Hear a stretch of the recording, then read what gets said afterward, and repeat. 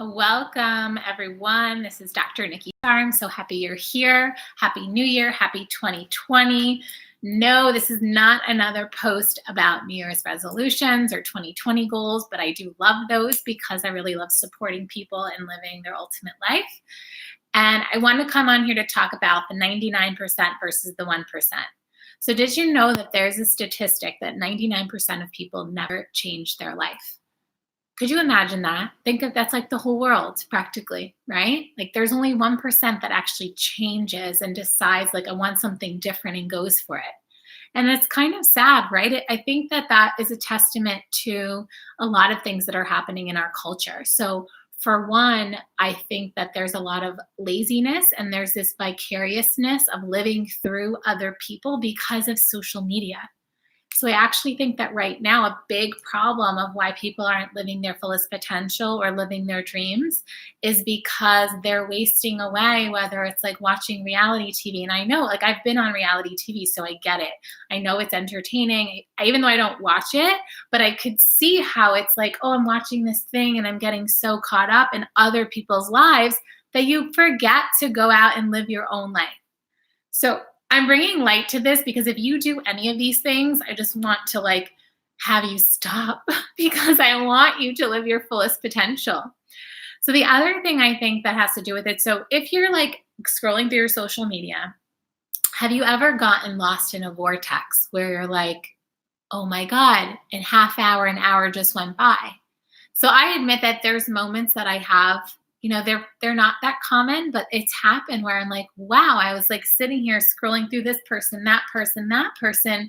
And in the end, it was an hour of time that I could have spent writing a book, that I could have spent doing a post. Usually it happens like after I post my own stuff, but doing something else for my mission. So have any of you ever done that, right? So I've known people that have had to shut down their social media accounts when they wanted to accomplish something.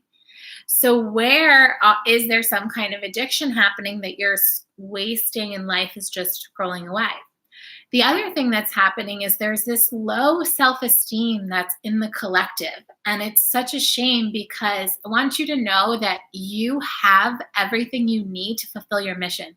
You were born with a very unique set of abilities and characteristics and things for you to do only what you came here to do.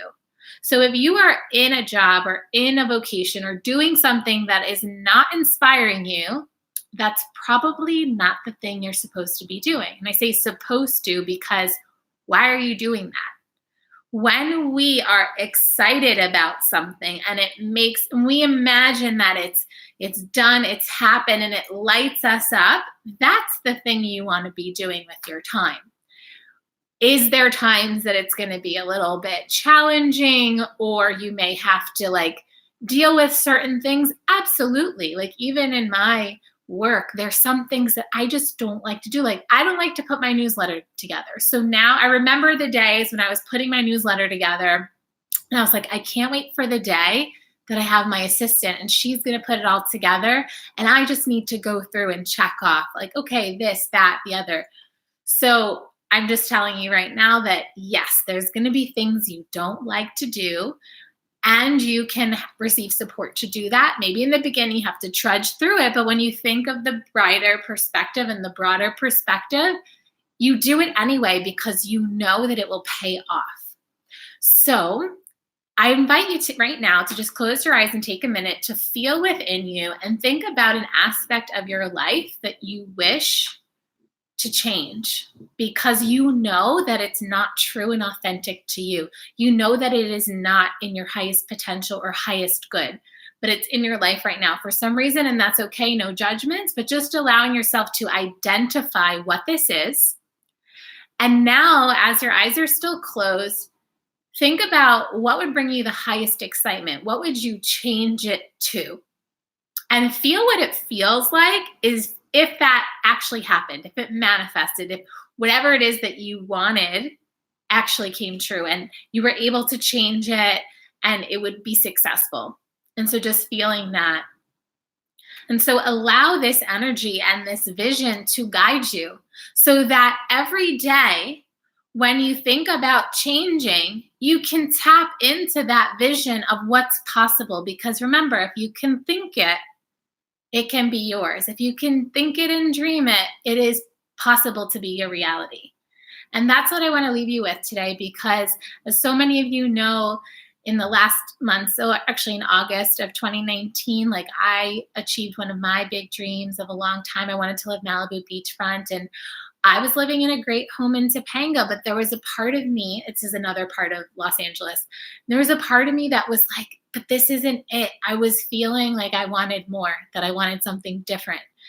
And when I said to myself, like, I just need to move out of here so that I can move into the next place. And this is a very simple thing, right? Like your home. But guess what? It's still an important thing, because what you surround yourself with affects your energy. So if your energy is low and things are uninspiring in your life, it doesn't help you to reach your next level. It doesn't help you to live your dreams. It doesn't help you to change your circumstance if you keep staying stuck.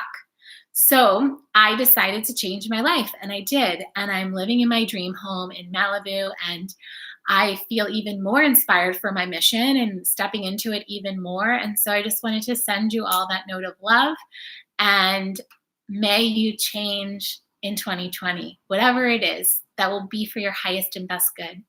I'm sending you all so much love. Leave your comments and questions, and anything you'd like me to talk about, definitely just comment about, and I'm glad to create a video on it.